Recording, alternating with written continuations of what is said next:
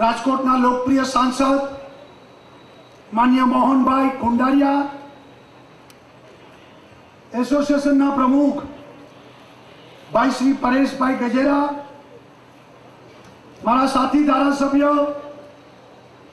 भाई श्री गोविंद भाई भानुबेन, केडाईना प्रमुख भाई श्री वेलजी भाई, मेयर डॉक्टर जयमन भाई, भाजपा प्रमुख कमलेश भाई, धनसुख भाई भंडेरी, पुष्कर भाई, नितिन भाई, रमेश भाई टीलारा, मुकेश भाई सेठ, गोगुभा जाडेजा, डीके सखिया, मंचस्थ सौ महानुभावो, भाईओ ने बहनों,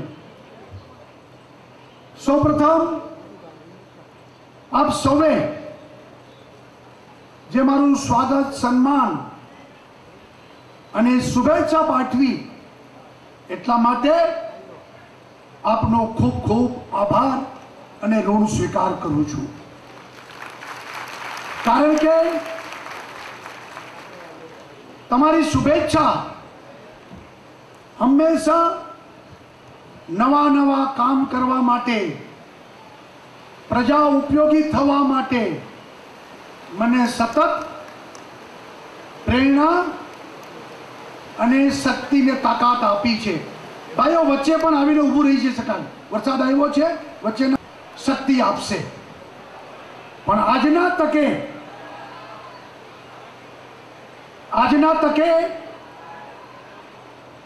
હું ઘનશ્યામભાઈ ને ખાસ યાદ કરું છું। કારણ કે જ્યારથી મુખ્યમંત્રી બન્યો ત્યારથી પ્રમુખના નાતે અવારનવાર રાજકોટના વિકાસ, બાંધકામના નિયમો, રૂડાના ડેવલપમેન્ટ માટે સતત એમને મને રજૂઆતો કરી હતી અને છેલ્લે દિવસે लगभग 10 वाग्यानी आसपास एमने देह छोड़ो।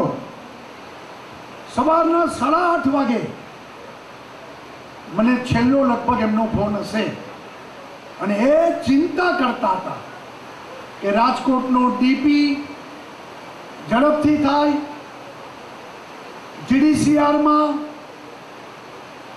योग्य सुधारा आवे अने कोई व्यक्तिगत स्वार्थ नहीं, पोतानी जमीनना डेवलपमेंट माटे एने मने कदी कीधुं नथी, परंतु लोको माटे, राजकोट माटे, राजकोटना विकास माटे ए सतत चिंतित था।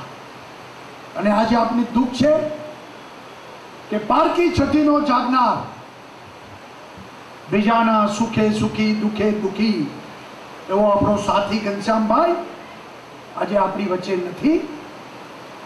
भगवान ने पण वधारे जरूर हशे।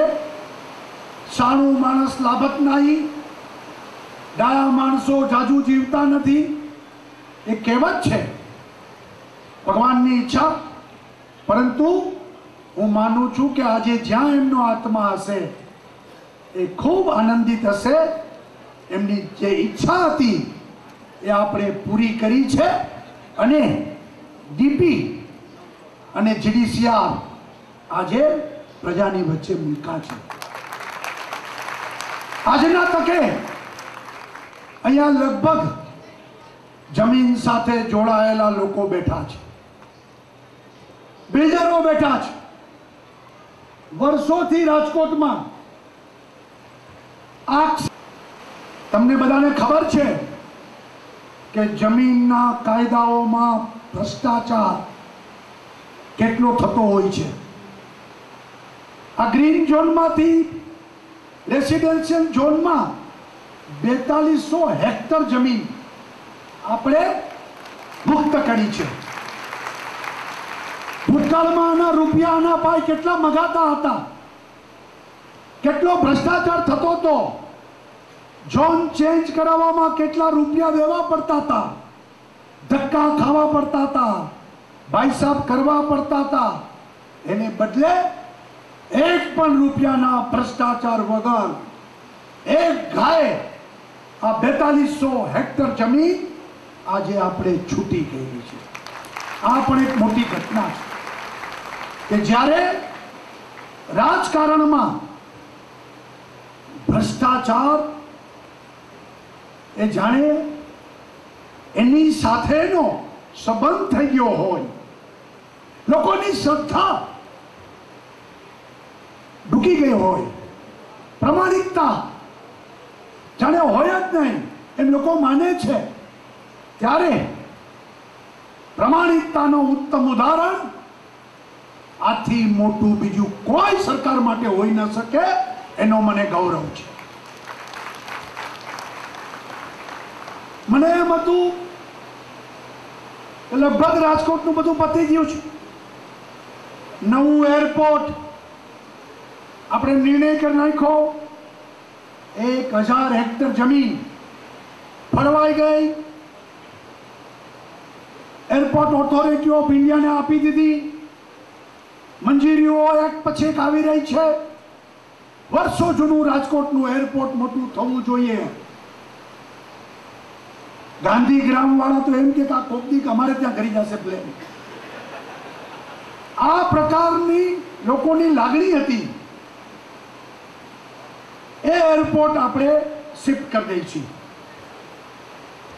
બસ સ્ટેન્ડ, હું નાનો હતો ત્યારનું બસ સ્ટેન્ડ એવું ને એવું જ. એ બસ સ્ટેન્ડ આપણે જોતા હતા, એ 150 કરોડના ખર્ચે નવું બસપોર્ટ, અદ્યતન બસ સ્ટેન્ડ કે જેમાં એરપોર્ટ જેવી બધી સુવિધાઓ હોય, એનું કામ પણ ચાલુ થઈ ગયું છે. રેસકોર્સ 1956માં રેસકોર્સ થયું હતું. મારો જન્મ 1956માં થયો છે. આજ દિવસ સુધી બીજું ગ્રાઉન્ડ રિક્રિએશન ઝોન રાજકોટમાં નવું થયું નહોતું. રવિવારે છોકરાઓ રેસકોર્સમાં રમતા હોય, આપણે ત્યાંથી રિંગ રોડ ઉપરથી નીકળીએ તો કોનો દડો કોણ રમે છે, કોની ફિલ્ડિંગ કોણ ભરે છે ખબર જ ના પડે. એટલા બધા છોકરાઓ ત્યાં રમતા હોય. આજે નવું રેસકોર્સ, અને એ પણ કેટલું, આ 80 એકર છે. હવે નવું 150 એકરનું નવું રેસકોર્સ એ પણ આપણે શરૂ કરી દીધું છે. ચેમ્બરની ડિમાન્ડ હતી કે રાજકોટમાં કન્ટેનર ડેપો બનવો જોઈએ, એની પણ મંજૂરી આપણે આપી દીધી. રાજકોટમાં કન્ટેનર ડેપો મળશે. આ વખતે સારા ચોઘડિયે વરસાદ શરૂ થયો છે. મારી સરનેમમાં પણ રૂપાણીમાં પાણી છે. મને આશા છે કે આ વખતે વરસાદ સારો પડશે, પરંતુ વરસાદ પડે કે ન પડે, રાજકોટ ન પાણ્યું ન કહેવાય. રાજકોટમાં પાણીની સમસ્યાનો કાયમી નિરાકરણ, ભવિષ્યની પેઢી એનો વિકાસ પાણીમાં અટકે નહીં, એટલા માટે રાજકોટના આજી ડેમને સૌની યોજના અંતર્ગત લાલપરીને આજી એ આપણે નર્મદા સાથે જોડી દીધા છે. આવતા અઠવાડિયે નર્મદાનું પાણી શરૂ થશે, ડેમમાં આવવાનું શરૂ થશે. 29મી તારીખે વડાપ્રધાન આવી રહ્યા છે, એમના હસ્તે આજી ડેમ ઉપર અડધો પોણો ડેમ ભરાઈ ગયો હશે. વગર વરસાદે છેલ્લા 3 વર્ષથી આજી ડેમમાં જાન્યુઆરી પછી પાણી રહેતું જ નથી, પાણી આવ્યું જ નહીં. છોકરાઓ ક્રિકેટ રમે ત્યાં. એ આજી ડેમ હવે પાણી વગરનો સૂકો ડેમ નહીં રહે, નર્મદાના પાણીથી કાયમ ડેમ છલોછલ રહેશે. અને 29મી તારીખે એના વધામણાનો વડાપ્રધાન મોદીજીના હસ્તે આ કાર્યક્રમ કરી રહ્યા છીએ. લાલપરીને આજી એ સીધા નર્મદા સાથે જોડાશે. આજી અને ન્યારી એને ઇન્ટરકનેક્ટ કરી દીધા છે, એટલે આજીમાંથી પાણી ન્યારીમાં વહી જાય. અને આજીમાં નવું નર્મદાનું પાણી આવી જાય. પાણી આવે છે એટલે ચિંતા કરવામાં આવવા દો. ત્યારે એ આપણા ડેમો કદી ખાલી ન રહે આ પ્રકારની કાયમી વ્યવસ્થા કરીને રાજકોટની મારી બહેનોને દરરોજ પૂરતું પાણી મળી રહે એની પણ વ્યવસ્થા આપણે કરી દીધી છે. રાજકોટ બગોદરા 6 લાઇન એના 700 કરોડ રૂપિયાનું આપણે મંજૂર થઈ ગયા છે અને 6 લાઇન એ આપણે ચાલુ કરીએ છીએ. રાજકોટ મોરબી 4 લાઇન એ પણ આપણે હમણાં જ ખાતમુહૂર્ત કરી છે. એજન્સી ફિક્સ થઈ ગઈ છે અને એ કામ પણ આપણે ઝડપથી શરૂ કરીએ છીએ. રાજકોટમાં ગુનાખોરી બંધ થાય, ગુનેગારો છટકી ન જાય એટલા માટે આખા રાજકોટમાં સીસીટીવી કેમેરા, કોર્પોરેશનની કમિશનરની ઓફિસ અને પોલીસ કમિશનરની ઓફિસમાં સીસીટીવી કેમેરા જોડાયેલા હોય અને આખી વિડીયો વોલ રાજકોટના ખૂણામાં ચકલું ફરકે એ પોલીસ કમિશનર જોઈ શકે. રાજકોટના ખૂણામાં કચરો પડ્યો હોય એ મ્યુનિસિપલ કમિશનર જોઈ શકે. 35 કરોડના ખર્ચે એ કામ પણ આપણે ઝડપથી શરૂ કરી અને આવનારા દિવસોમાં રાજકોટમાં ગુના બને ને ગુનેગાર છટકે નહીં એ દિશામાં રાજકોટમાં આપણે એ ડિજિટલ રાજકોટ બનાવીને આ દિશામાં પણ આપણે આગળ વધી રહ્યા છીએ. મિત્રો, એવું હાઈલા કરશે એટલે આ બાજુ બેઠા છે બધામાં આવી જાય. મિત્રો, મને એમ હતું કે લગભગ પતી ગયું છે એટલે આજે કઈ માગણી નહીં આવે, પણ પરેશભાઈએ એમ્સની માગણી કરી એટલે મેં કીધું હાલો હવે એક જ વસ્તુ રહી ને, બાકી તો બધું પતી ગયું ને. તો કે ના ના અમે આવી છીએ. મેં કીધું ભાઈ આટલું બધું કરી દીધું છે અને એ હજી વર્ષ મને નથી થયું. 7મી ઓગસ્ટે મેં શપથ લીધા હતા. મેં ત્યારે પણ કીધું તું, આ મંચ ઉપરથી કીધું તું કે હું 2020 રમવા આવ્યો છું. એક પણ દડો ખાલી જવા દેવાનો નથી. સૂરજ ઉગે, સૂરજ આથમે, સરકાર નવા નવા નિર્ણય કરીને ગુજરાતની જનતાની આશા, અપેક્ષા, સપનાઓ એ પૂર્ણ થાય.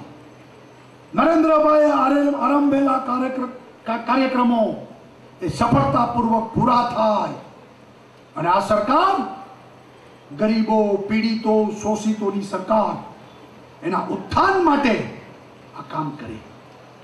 આ 21 ગામોને આપણે ઝોન બદલાવી દીધો.